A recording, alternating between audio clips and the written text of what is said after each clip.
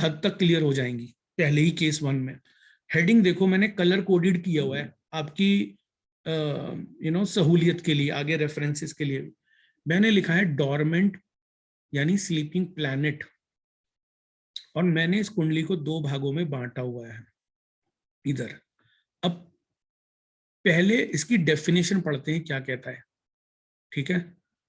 अगर किसी हाउस में कोई प्लैनेट नहीं हो, ठीक है, a house without any planet और house not aspected by any planet is called dormant house. तो ये डेफिनेशन है कि यानी कि उस घर में कोई प्लैनेट ना हो और उस घर को कोई देख भी ना रहा हो, तो सोया हुआ घर होगा। इसको ऐसे एग्जाम्पल मान लो कि आपके मोहल्ले में आस पड़ोस में ऐसा एक घर है, उसमें कोई रहता भी नहीं है और उस घर की तरफ कोई जाता भी नहीं है, ये सोच के वो उजाड़ है, वो हो सकता है कोई भूत बंगला हो, कोई ऐसी चीज हो, वहां जाना बेकार है। तो वो हम बोलेंगे सोया हुआ घर बोलेंगे, ना तो उसमें कोई रहता है ना उधर कोई जाता है, क्योंकि जब जाएगा तो दृष्टि डालेगा ही, तो वहां कोई जाके अपनी दृष्टि भी नहीं डालता। तो ये मैं ऐसे एनोलॉजी देता हूं, आपको याद रहे। तो पहली वाली जो कैटेगरी क्या थी, हम ये कह रहे थे कि कुंडली को हमने 2 भागों में बांटा, पहले से 6 और 7 से 12। तो हम कह रहे हैं अगर पहले से 6 के घर में कोई प्लेनेट नहीं हो, ठीक है, तो जो 7 से 12 के जो प्लैनेट होंगे, 7 से 12 हाउसेज में बैठे प्लैनेट जो होंगे वो सोए हुए होंगे, सोए हुए प्लैनेट सोए होंगे। तो हमने क्या लिखा, मैंने सो लुक फॉर किस्मत को जगाने वाला ग्रह, और मैंने ब्रैकेट में क्या लिखा है, टॉपिक ऑफ द डे, जो कि आज का हमारा टॉपिक है, किस्मत को जगाने वाला ग्रह। तो अगर आपने ऐसी कोई कुंडली देखी जिसमें पहले से 6 के बीच में कोई प्लैनेट नहीं मिला आपको, ठीक है, तो इससे क्या पता लगेगा आपको कि 7 से 12 के घरों जो है वो स्लीपिंग प्लैनेट है। तो आप किस्मत का ग्रह ढूंढेंगे उस कुंडली में, और वो उस कुंडली में मेन क्या बोलते हैं कि एक तरीके से शीट एंकर का काम करेगा, एक इंस्ट्रूमेंटल रोल प्ले करेगा उस कुंडली के अंदर, सुप्त जो प्लैनेट है उनको जगाने के लिए वो काम करेगा। तो उसकी कुछ रेमेडी हमें करनी पड़ सकती है, मगर कैसे, पहले उसे ढूंढना जरूरी है, उस किस्मत को जगाने वाले ग्रह को। इसलिए मैंने देखो ग्रह लिखा है GRAH, इट्स नॉट घर, इट इज ग्रह, ग्रह मतलब प्लैनेट, ठीक है। अगर मान लीजिए इसके एक मतलब एक कंडीशन और भी है, अगर कोई जीवन में ये आदमी खुद से कर ही नहीं पाता है, क्योंकि हर बंदा तो एस्ट्रोलॉजर के पास नहीं जाता है, और ना हर एक बिलीव करता है इन चीजों में, ठीक है, और अगर चला भी जाए तो हर एक को लाल किताब तो नहीं आती, तो इसमें एक और कंडीशन भी लिखी हुई है कि planet will awake automatically as per below 9 conditions. एक सेकंड रुकिए, डोर पे कोई है, एक सेकंड।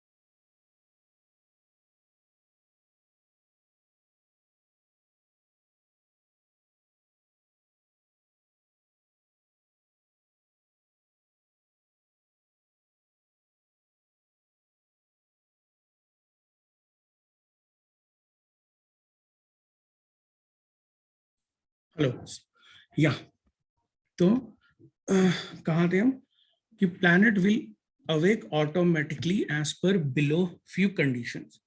तो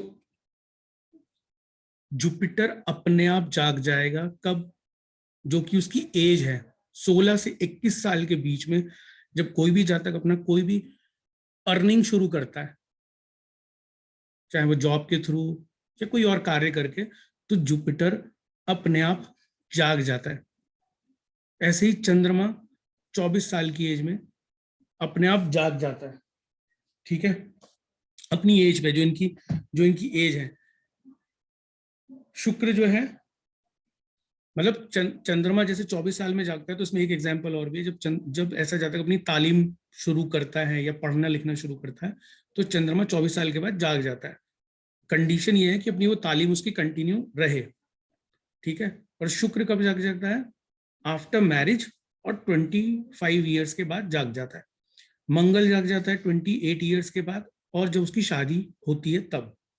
और बुध कब जाग जाता है? 34th ईयर जो उसकी एज है, या उसकी सिस्टर और बुआ की शादी हो जाए तब। तो ये बुध कायम हो जाएगा कुंडली में, ठीक है। ऐसे ही शनि 36 साल के बाद जाग जाएगा जब, और या वो अपना मकान बना लेगा तो उसका शनि कायम हो जाएगा कुंडली में, ठीक है।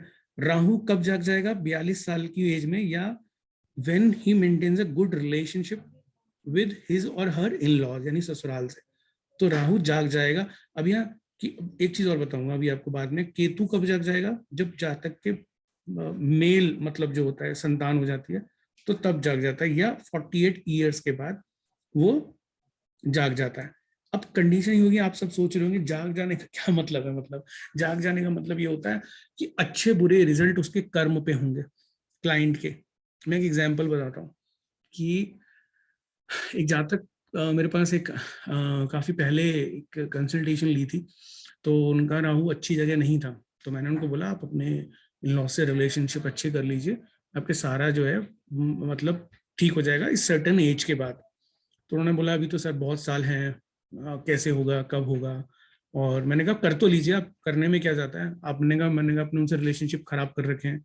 मैंने कहा आप अपने मतलब बेसिकली ये सोच के कि चलो आपकी अपनी जरूरत है इसलिए कर लीजिए, गलत और सही क्या है वो तो बात की बात है। तो उन्होंने मेरी बात मान ली, काफी साल पहले की बात है, मान ली। और उनका वो खुद बोलते हैं कि सर जैसे ही मैंने 42 साल अपनी मैंने क्रॉस करी तो मुझे हर एस्ट्रोलॉजर डराता था, बोलता था कि Rahu is the worst place in the chart, बहुत बेकार है, बहुत बेकार है, बहुत बेकार है, और ऐसा हो गया वैसा हो गया। राहु की महादशा में बहुत बेकार बेकार जीवन रहा, बहुत जीवन जो है बहुत अस्त व्यस्त रहा। और बोलते हैं सर आपने जो ट्रिक बताई उससे 42 साल के बाद मेरा राहु अमेजिंग काम करने लगा। कह रहे भले ही दशा किसी और की आ गई, किसी और प्लैनेट की, एज पर वैदिक ज्योतिष में जो विंशोत्तरी दशा होती है, कह रहे सर मगर मैं आज भी मानता हूँ कि मेरा राहु ही मुझे पैसा दे रहा है, मतलब चाहे मकान है, मुझे सब कुछ मुझे राहु दे रहा है। तो कहीं ना कहीं किसी की बात सुनना, शायद शायद हो सकता है मुझे उन्होंने थोड़े टाइम पीरियड के लिए एक बृहस्पति गुरु के तौर पे मान लियो, मेरी बात मान लियो, तो एक तो वो, और दूसरा जो सुन के उन्होंने एक पेशेंस रखा, धैर्य रखा। तो मैं लाइव एग्जांपल आपको बता रहा हूँ, ये मतलब बिल्कुल एक्सपीरियंस वाली बात, और मैंने ये अजमाई थी, इसी की पड़ी हुई बात। तो बेसिकली क्या है, ये चीजें काम करती हैं। तो जाग जाना, कायम हो जाना, इसका मतलब ये है कि आपके आपके खुद के कर्म कैसे हैं। कि कर्म अच्छे हैं तो बुरे से बुरा प्लैनेट अच्छा दे देगा, अगर आपके कर्म अच्छे नहीं है तो अच्छे से अच्छा प्लैनेट भी कुछ नहीं करेगा, खराब करेगा, दिन बाय दिन उस प्लैनेट को डे बाय डे खराब करेगा। अब इसमें एक एग्जांपल है, मैंने यहाँ पे 7th हाउस में एक प्लैनेट को दिखाया, वो है जुपिटर, ठीक है। 1st हाउस एम्प्टी दिखाया है। तो ये जो 7th हाउस का प्लैनेट है ना, ये स्लीपिंग होगा, ये सोया हुआ होगा। क्यों होगा, कोई बता सकता है? ये क्वेश्चन आपके लिए, सबके लिए।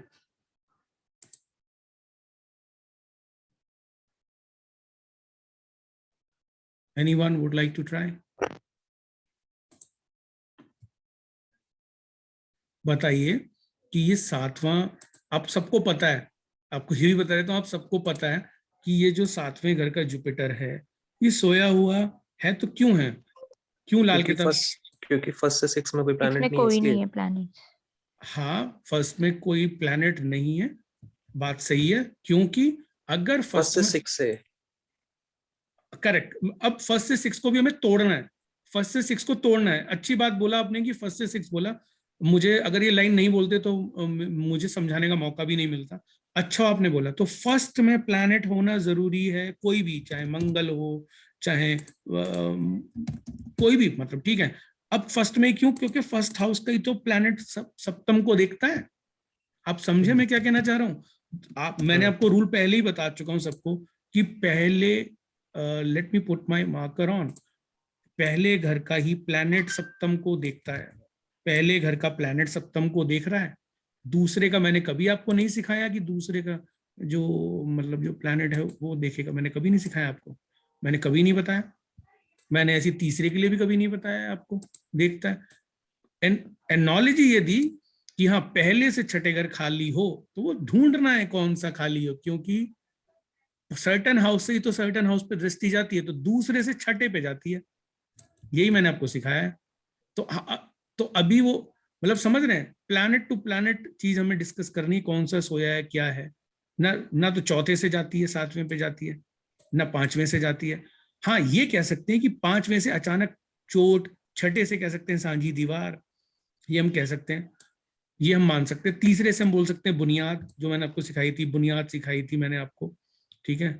और मैंने आपको टक्कर बताई थी, तो दूसरे घर से टक्कर लग सकती है, तीसरे घर से बुनियाद आ सकती है, ठीक है। और कहीं ना कहीं चौथे घर से एक धोखे का कॉन्सेप्ट बन सकता है, 5वें घर से अचानक तो टक्कर हो सकती है, छठे घर से सांझी दीवार का कॉन्सेप्ट आ सकता है, बट दृष्टि नहीं आएगी। और आगे बढ़े, अभी आगे वाली पे जाएंगे तो और समझ में आएगा, ठीक है।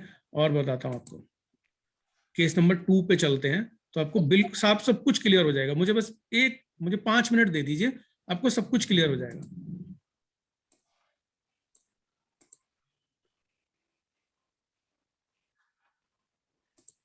ओके।